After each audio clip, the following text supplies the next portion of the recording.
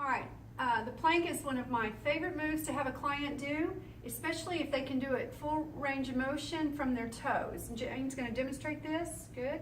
And just hold it.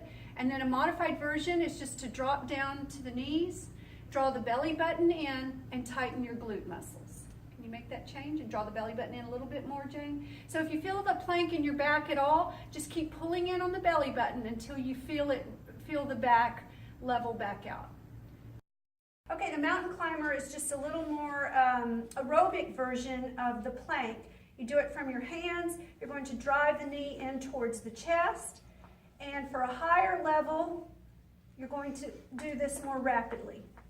A little lower level, you can actually elevate up onto a chair or a bench or a couch or anything like that.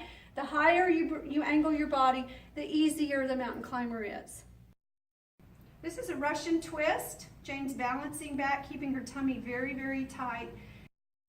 Okay, the next exercise is called a knee tuck. You want your back kind of flat on the floor, and from a flexed foot position, just keep pulling the knees towards the chest as hard as you can. Exhale when you pull. So Jane's holding her breath. You're going to also, and I want you to exhale as you pull the knees. Great. All right, a little more advanced version of the knee tuck that Jane was just doing is to go ahead when you pull the knees towards the chest, continue to pull with the lower abdominal muscles, bringing the hips off the ground and tap back down. Okay, so pull, tap back down.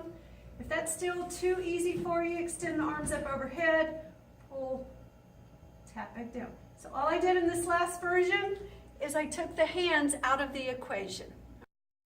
And yet one more version of the plank is a side plank. Go ahead and lift up, Jane.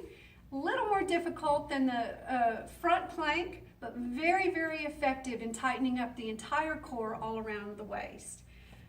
All right, and you just saw Jane do a lower version of the side plank. That's a great starting place. A little more difficult is to stack your feet up on top of each other, come up into a side plank, extend your arm up overhead, and probably the highest level of a side plank is to drop the hip up and down. Remember to progress slowly, starting at lower levels of each of these exercises into the higher levels over time.